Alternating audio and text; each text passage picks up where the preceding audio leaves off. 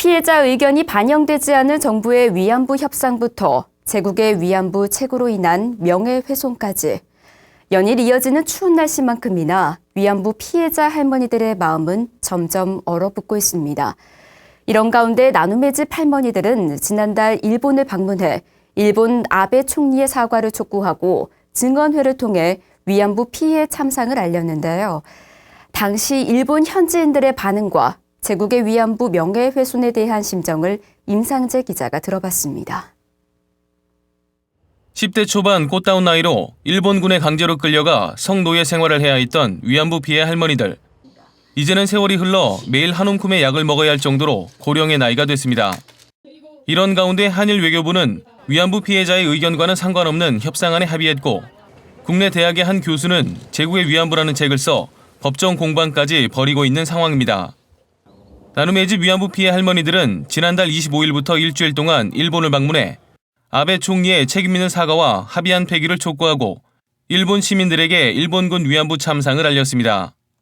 공개하라 그래서 우리가 일본서 긴급 대책회의를 해서 25일 날 저녁에 전 언론사를 통해서 26일 날 오전 기자회견을 공개적으로 한다고 그렇게 했어요. 그래서 그날 이제 중의원 회관에서 공개 기자회견을 했는데, 그때 이제 합의안과 관련해서 할머니들이 과정도 문제고 내용도 문제다. 그리고 피해 당사자를 배제한 한국 정부와 일본 정부의 정치적인 야비였다. 인정할 수 없다 그렇게 얘기했고.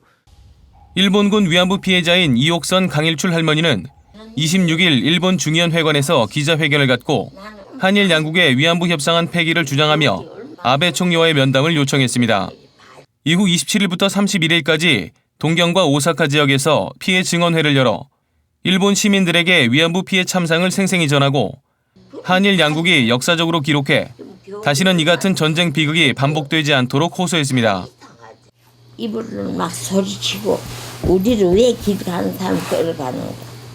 내려놔달라고. 집에 가겠다. 엄마가 집에 다린다기를 막 두드리고 발 굴리고 소리치고 하니까 참 복잡했지. 그러니까 하느님이 올라와서 어떻게 한 줄 알아. 뭘 털어막는지 몰라. 입버튼 털어막 소리칠까 봐. 입버튼 털어매고 손 부린다고 손 비끄러내고 발 굴른다고 발 비끄러내고 이렇게 가는 거예요. 또한 나눔의 집 위안부 피해자 할머니들은 명예훼손 혐의로 기소된 제국의 위안부 저자 박유아 교수에 대해서도 지금이라도 할머니들에게 진심으로 용서를 구하고 출판된 책을 모두 걷어들이는 것이 옳은 판단이라고 밝혔습니다.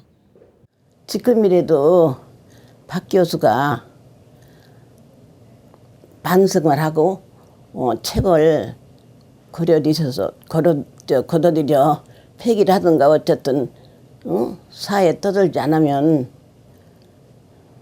우리야 지금 무슨 걔한테 그렇게 말이지 감정이 없잖아. 이렇게 하니까 그냥 늙은이들이 할 수 없어서 말이지 이렇게 하는데 그렇게 하지 말라고. 그래서 그렇게 안 했으면 좋겠어. 어린 시절 일본군 위안부로 끔찍한 시간을 보내야 했던 할머니들. 세월이 흘러서도 여전히 일본의 왜곡된 주장과 망언에 맞서 힘든 싸움을 이어가고 있습니다. 할머니들이 진정 원하는 것은 돈이 아니라 일본 정부의 책임 있는 사과와 명예회복이라는 것을 잊지 말아야겠습니다. BTN 뉴스 임상재입니다.